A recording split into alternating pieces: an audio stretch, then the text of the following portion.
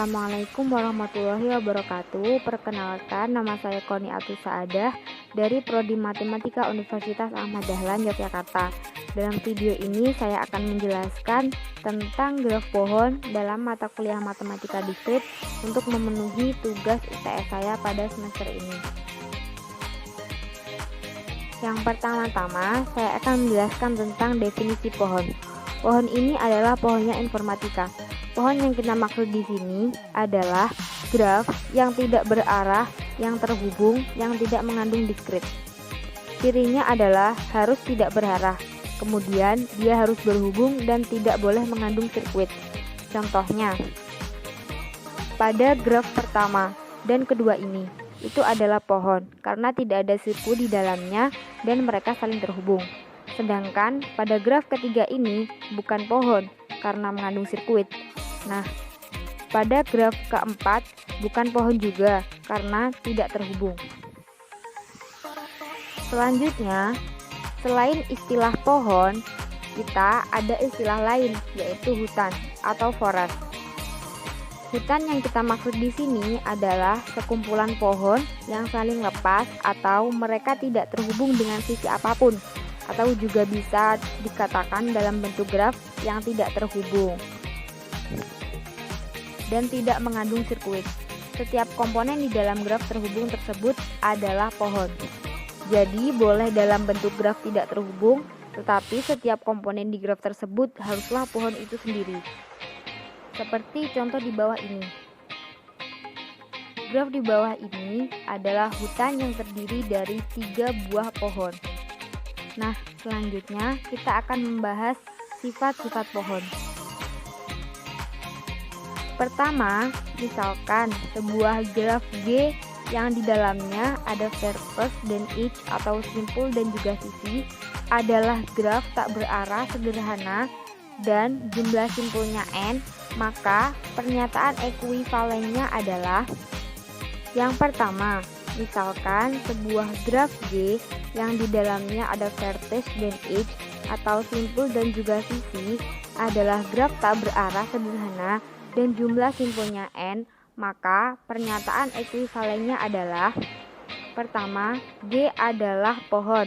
Kemudian, setiap pasang simpul dalam G terhubung dengan lintasan yang tunggal. Kemudian, G terhubung dan memiliki M atau N-1 buah sisi. Nah, sifat yang keempat adalah G tidak mengandung sirkuit dan memiliki M sama dengan N1 sisi. Kemudian yang kelima adalah G tidak mengandung sirkuit dan penambahan satu sisi pada graf akan membuat hanya satu sirkuit saja. Nah, kemudian yang keenam adalah G terhubung dan semua sisinya adalah jembatan. Semua teorema itu adalah definisi lain dari pohon. Contohnya seperti pada gambar graf berikut ini. Kita bisa lihat G ini adalah pohon dengan jumlah simpul sama dengan 7. Kemudian, setiap pasang simpul dalam graf G ini terhubung dengan lintasan tunggal. Contohnya, sepasang simpul 1 dan 4, dia memiliki lintasan yaitu 1, 2, 4, dan tidak ada kemungkinan lintasan yang lainnya. Kemudian, G itu terhubung dan tidak terpisah dan memiliki M atau N dikurang 1 buah sisi, yaitu di sini ada 7 buah simpul berarti 7 dikurang 1 sama dengan 6 buah sisi.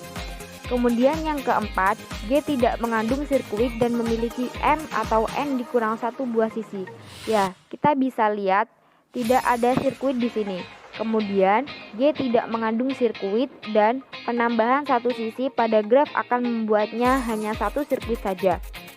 Misalkan kita menambahkan satu sisi antara 2 dan 3, maka akan dihasilkan sirkuit baru. Dan yang keenam, G terhubung, maka semua sisinya adalah jembatan. Ini adalah graf yang terhubung, artinya semua sisinya adalah jembatan. Jadi kalau misalnya kita menghilangkan salah satu sisi, misalkan sisi 1, 2, ini dihilangkan, maka dia akan membuat graf ini menjadi terpisah. Berarti artinya sisi inilah sebagai jembatan yang menjadikan mereka semua terhubung. Nah, selanjutnya adalah pohon merentang atau spanning tree. Pohon merentang atau spanning tree adalah upagraf merentang yang berupa pohon. Pohon merentang kita peroleh dengan cara memotong sirkuit dari sebuah graf. Bisa kita lihat pada graf G ini, dia adalah graf biasa dan bukan pohon. Kita bisa mengubahnya menjadi pohon dengan cara memutus sirkuit dalam graf tersebut. Misalnya kita mendapatkan T1 dengan memutus 3 buah sisi, kemudian T2 sisi-sisi yang lain, kemudian T3 ataupun T4. Setiap graf terhubung mempunyai paling sedikit 1 buah pohon merentang. Graf tak terhubung dengan K komponen mempunyai K buah pohon merentang yang disebut sebagai hutan merentang atau spanning forest. Selanjutnya adalah contoh aplikasi pohon merentang. Seperti pada gambar. Jumlah ruas jalan seminimum mungkin yang menghubungkan semua kota sehingga setiap kota tetap terhubung satu sama lain. Perutaian atau routing pesan pada jaringan komputer. Kita bisa melihat pada gambar berikut, setiap simpul-simpulnya adalah titik router, kemudian titik subnetwork, dan ini adalah jaringan yang menghubungkan antara router tersebut. Dan kita bisa mengubahnya menjadi pohon seperti pada bagian gambar yang di kanan ini, atau disebut pohon merentang. Kita juga bisa mencari pohon merentang yang paling minimum. Setiap graf terhubung atau yang berbobot mungkin memiliki lebih dari satu pohon merentang. Kita akan mencari pohon merentang yang bobotnya paling minimum, atau disebut dengan minimum spanning tree. Contohnya pada graf di sebelah kiri ini, dia memiliki 8 buah simpul. Maka kita bisa mengubah menjadi pohon merentang yang paling minimum seperti di bagian kanan. Ada beberapa cara untuk mendapatkan pohon merentang minimum. Yang pertama adalah dengan menggunakan algoritma print. Ada 3 langkah dalam algoritma print ya. Yang pertama adalah kita ambil sisi dari graf G yang paling kecil dengan kita masukkan ke dalam T. T ini adalah daftar atau list yang menampung sisi yang bobotnya paling minimum. Kemudian langkah kedua, pilihlah sisi UV.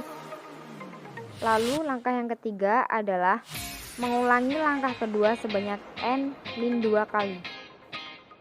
Ada cara lain untuk menghitung atau menentukan pohon merentang minimum, yaitu dengan algoritma Kruskal. Algoritma ini bekerja awalnya atau inisialisasinya adalah dia menentukan sisi-sisi dari graf yang sudah diurut menaik, atau dia menentukan tabel urutan sisi-sisinya dari kecil ke besar. Kemudian langkah pertama adalah mengisi pohon. Caranya yang pertama, pilih sisi UV dengan bobot yang paling kecil yang sama.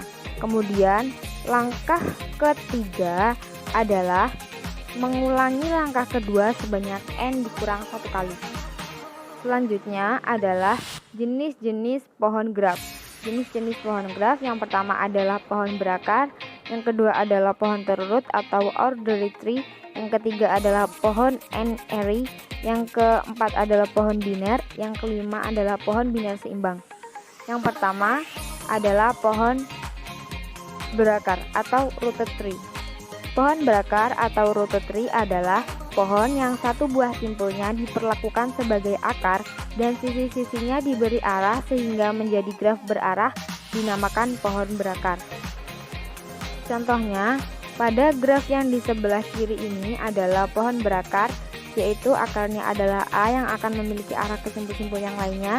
Sebagai perjanjian untuk menyederhanakan lembiran arah itu, kita buang. Dan itu sudah pasti dari atas ke bawah. Ini adalah sama halnya seperti pohon di dunia nyata, hanya dibalik di mana akarnya untuk pohon kira-kira ada di atas, sedangkan di bagian bawahnya disebut sebagai daun. Ini sama halnya seperti pada dunia nyata, hanya dibalik di mana akarnya untuk pohon kita adalah di atas, sedangkan di bagian bawahnya disebut sebagai daun. Yang selanjutnya adalah pohon terurut atau ordered tree. Pohon berakar yang urutan anaknya penting disebut pohon terurut atau ordered tree. Contohnya, pada dua pohon ini, Pada pohon yang kiri, akar 1 memiliki 3 buah anak, yaitu 3, 2, 4. Tapi urutannya adalah 2, kemudian 3, lalu 4. Sedangkan pada pohon yang kanan, 1 memiliki 3 anak, yaitu 3, 4, 2. Urutannya berbeda, tapi isinya sama. Nah, ini adalah 2 pohon terurut yang berbeda.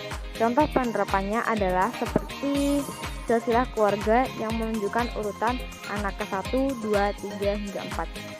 Selanjutnya adalah pohon NRI. Pohon NRI adalah pohon berakar yang setiap simpul cabangnya mempunyai paling banyak N buah anak, disebut pohon NRI. Contohnya, pada pohon berikut ini adalah pohon parsing dari sebuah kalimat Tall boy with red hat. Ini adalah grammar dari kalimat tersebut, di mana kita lihat di sini dia memiliki hanya 3 atau paling banyak 3 anak. Pohon NRI dikatakan teratur atau full jika setiap simpul cabangnya mempunyai tepat N anak. Selanjutnya adalah pohon biner. Pohon biner adalah pohon NRI dengan N sama dengan 2. Pohon yang paling penting karena banyak aplikasinya. Dan juga setiap simpul di dalam pohon biner mempunyai paling banyak 2 buah anak. Dibedakan antara anak kiri atau left child dan anak kanan right child. Karena ada perbedaan urutan anak, maka pohon biner adalah pohon terurut. Contohnya pada gambar ini adalah 2 contoh pohon biner yang berbeda. Kita lihat sama-sama memiliki akar A dan anak B, C. Tapi kita lihat B memiliki left child D dan tidak ada right child. Sedangkan pada pohon yang kanan, D sebagai right child dan bukan sebagai left child. Maka 2 pohon ini adalah 2 pohon biner yang berbeda. Selanjutnya adalah pohon biner seimbang. Pohon biner selanjutnya adalah pohon biner seimbang. Pada beberapa aplikasi, diinginkan tinggi upah pohon kiri dan tinggi upah pohon kanan yang seimbang, yaitu berbeda maksimal 1. Contohnya, pada T1 dan T2 ini, mereka adalah sama-sama pohon seimbang, karena sub pohon kiri dan sub pohon kanan perbedaan tingginya maksimal 1, atau malah tidak berbeda, sedangkan yang kedua itu sama-sama tidak berbeda. Sedangkan pada T3 ini bukan pohon seimbang, karena upah pohon kiri kedalamannya 2, sedangkan yang satunya 0. Sekian video dari saya, kurang lebihnya saya mohon maaf yang sebesar-besarnya.